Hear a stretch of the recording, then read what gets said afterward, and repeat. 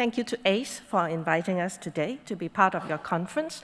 My co-presenters today are the co-chairs of the SPAN Advocacy Network, the SingHealth Patient Advocacy Network. This was introduced in 2017 as a group of enthusiastic volunteers who represent the voice of the patients. And today they will share with you and change the frequency of our presentations for the duration that we're here a little bit. So this was a photo taken in 2018 when we first convened our meeting, and it consists of patients and caregivers from SingHealth, and some of them are here today, my co-presenters and also our SPAN mentors. So they're seated in the first few rows with us. Come, speak to them and ask them questions. So we developed at the start our mission, vision, and values, and we aligned them with the values of SingHealth. We also identified the qualities that we would like to see in our patient advocates, and we used the acronym IMPACT, I-M-P-A-C-T. Importantly is the adaptive qualities and their abilities to gain constructive insights, because they have to tune their frequency beyond their personal experiences to represent the general group of patients and caregivers whom they represent. Okay, now I'll hand over to my co-presenter, Mr. Chu Kim Soon, to continue the presentation. Thank you, Song Mei. Welcome, everyone. Opportunities for healthcare professionals to engage patients. There are a few benefits, obviously. You can get access to the voices of the users. They can tell you how they feel, what works and what doesn't work for them. Okay. You become more aware of the issues, so that you can at least take that into account when you give a treatment or develop your thoughts on it. And obviously, you can continuously improve your processes. Obviously, there are challenges. Some patients don't go beyond themselves. It's just a token, their own problems and so forth. But can be overcome. Most patients can share a perspective that healthcare workers can use. Patient's perspective, if you look at it, is either a 6 or a 9, depending on where you stand. So obviously, from a patient's perspective, there is value in sharing how they are receiving, how they are feeling about the treatment that you are providing to them. The next slide is a favorite topic of mine, obviously. Obviously, to most of you, is a phone, or whatever the make of it. But in medical jargon or in technical jargon, this is a communication device with NAND and RAMs and lithium batteries and so forth. But to the patient and the layman, it's a phone, which I can call home or play my Candy Crush or whatever. So, and leading to medical jargons. This topic actually introduced me to this part of patient care. When my late mother was in the hospital, half the time I didn't know what was happening, and I used to look at the case notes, take a picture, go back, Google, and try to figure out what's happening. So it's a favorite topic of mine to try to at least get plain or patient-friendly language so that patients can understand, they can accept the treatment, and I think the outcome of the process is a lot better if the patients understand. So things like ambulate, which I was always thought is an ambulance, but I think you all know better as professionals. MSW, I'll come to that later. Locals will have a different interpretation for that word. Okay, I'll enlist 2 of our members they were on a short video to share with you the use of jargons. Okay. One more. Okay. When brain tumor patients are told about their diagnosis, sometimes there are jargons like, your mom has a GBM, and we are very confused. Or they could say that the medical term is a glioblastoma multiforme, and it's really very confusing for us. And sometimes when we are told that, you have a condition that you need a shunt, or perhaps Ommaya reservoir, because of hydrocephalus, I can't even say it right, hydrocephalus of the brain, it becomes very mind-boggling, and it sounds really frightening. And likewise, when we talked about if the patient is still ambulant, for example, to me, it sounds as if like they need an ambulance, but actually it meant that if they are still mobile. So having clarity in terms of layman language perhaps would be very helpful. Initially, she had a chest infection, so we brought her to the hospital. So upon x-ray, they actually call in the cardiologist, and the cardiologist actually asked me to go to another room. So when we sat down, so he was telling me that, from the x-ray we saw that your child has a hypertrophic cardiomyopathy. So to me, I'm very confused. I do not know what he means. Okay, so I was asking him like, are you telling me there's a lung disease or something she was having? So he said, no, it's related to the heart. And then what this means is that from the x-ray we saw that she has a very big heart. So I was, the first reaction is that, okay, if you tell me initially it's a big heart, I would, probably understand what you want to tell me. But you throw in these big words like hypertrophic cardiomyopathy, I mean, for a layman like me, I wouldn't know what you mean. Yes, neither do I actually. Okay. Earlier you saw the slide on a few simple medical terms to professionals. MSW, medical social worker, but in the layman's term, it's actually the Mao San Wang, and for those who are not locals, it's a top variety of durian. Yes. So I guess the message is this: if when you are dealing with patients and caregivers, please take into account that they won't understand a lot of what you say. So patient-friendly language, something that can accept and understand. That helps. Which leads me to the next slide.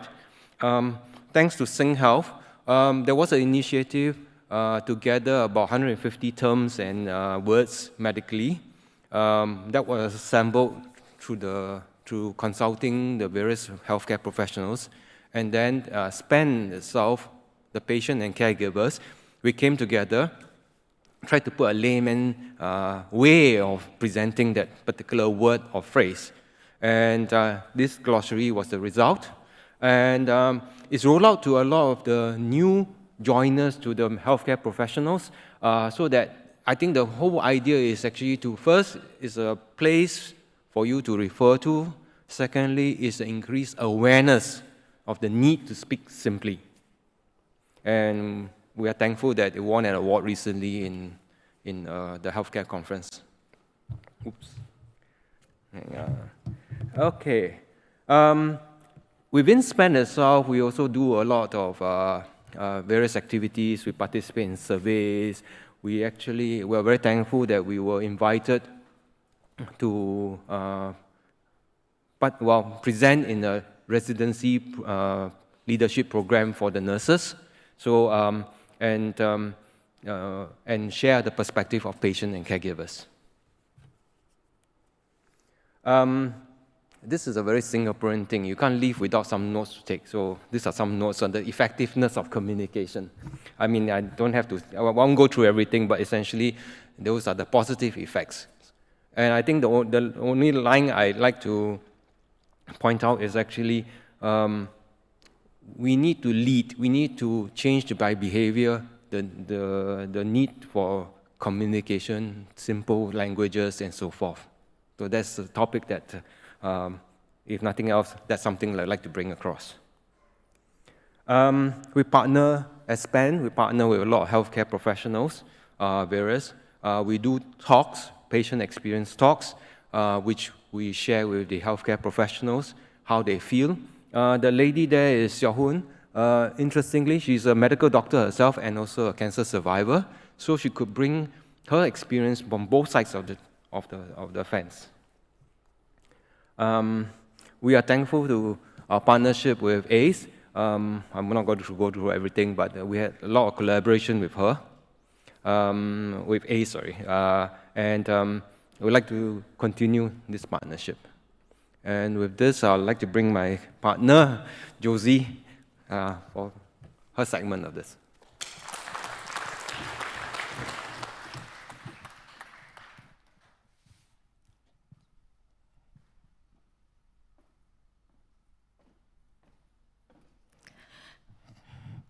Good morning, everyone.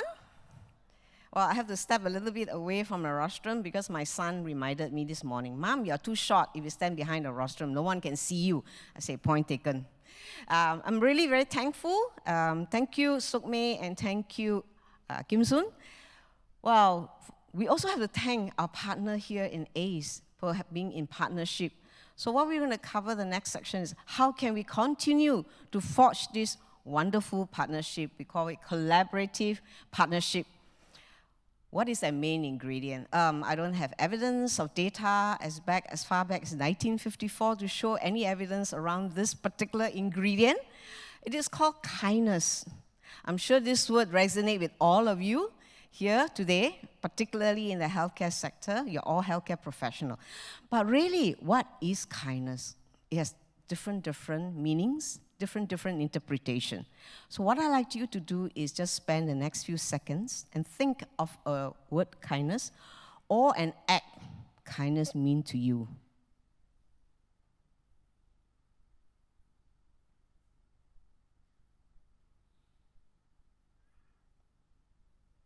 Great, I'm sure all of you have that already. Just turn to the person next to you and share that one word or that act in your mind.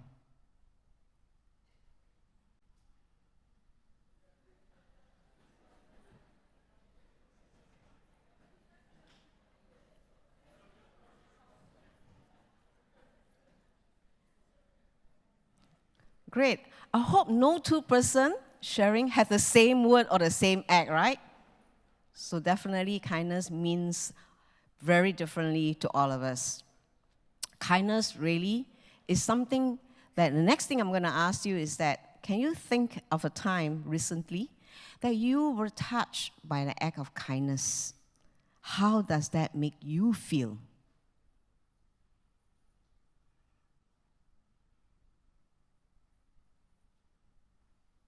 All right, 5 seconds up. So I hope that whatever you're thinking of the kindness that you receive, how does that make you feel? Great. Okay, I'm very fortunate and incredibly blessed to have this touch of kindness for my daughter. I'm a caregiver to my daughter with a medical condition. At the age of 18, she was fitted or implanted with a left ventriculated artificial device because otherwise she wouldn't be able to get out of the hospital alive. 5 years on, she was fitted with another ventriculated device on her right heart. 2.5 years on, after 8.5 years of waiting, we are incredibly blessed and very thankful that she went through a successful heart transplantation late last year, and she's now in stable condition. So our journey has been blessed with a lot of kindness around us, particularly not just our family, and definitely to the healthcare, the team, the heart center team. There has been a wonderful group that extended this kindness. So I'm not sure whether you heard of the song or not. Try a little kindness. Only the oldies like myself can do that, Glenn Campbell, in 1970s. But I know that there was a rehash on YouTube by Sesame Street, teaching children, try a little kindness. So in SPAN, we all know that there are many patient organizations are doing this, but nonetheless in SPAN, we also want to start, or we have started this initiative, ground up, to say, be kind to our healthcare team. because we know that, particularly over the last 2 years, it really, really saddened us to see so many articles on how healthcare staff have been abused. Yeah, so we as SPAN, representing the patients and their family, do not atone to abuse. So what we have done, representing SPAN and 8 other patients' organizations, we actually put that message on the forum page in Straits Time and Sao Bao and say, hey, no abuse. We all have to find ways to work together on this journey. We are together. So Be Kind is a bottoms-up initiative that we really want to seed with the patients and family that we all need to take this journey together. It is not your point of view or my point of view. Hey, we are here together. So how can we do it? Just be kind, show your kindness, say thank you in a simple way, show a thumbs up. Because we did figure out, should we do the Korean style? But we figured that if a female patient do that to a male doctor, didn't look very right? So we say maybe a thumbs up is the best way. Just a simple thumbs up and say thank you at every opportunity you come in connection with the healthcare personnel. So what I'm going to show you is a video encapsulate a little conversation between one of our SPAN member and actually a healthcare personnel. Be Kind is a ground-up initiative, and I think it's about time for us to kind of see the other side of things. We have Dr. Nicolia Tan, Medical Officer, Emergency Medicine in Singapore General Hospital. Can you share instances of, patients or patient family or caregivers that they kind of make you feel most appreciated? I think there have been quite a few instances where I felt appreciated by patients. Simply by their words of saying, sometimes you're on a busy shift in the emergency department, and then you don't really have time to go and have breaks to go even to go toilet or to drink a bit of water and stuff. And you would have worked maybe 6 to 7 hours continuously and at quite a fast pace. So something as simple as the patient asking you, doctor, have you had lunch? Actually quite heartening for me . Yeah, because it goes to show that actually you see me as a fellow human being also. I have similar needs to other people. I need to eat, I need to sleep, I need to drink water, go toilet. There was this one time, I think last year during one of the heights of COVID, there was this very elderly uncle, and the queues have been quite long. And when he came in, the first thing that he asked me was have you had lunch? And then he was holding a sandwich that he bought from one of our vending machines. Then I said, I haven't. Then he instantly passed me his sandwich and said can you please take this and eat first? Yeah, I really felt it was very sweet of him to top it all off, right? After that he said, you need a drink.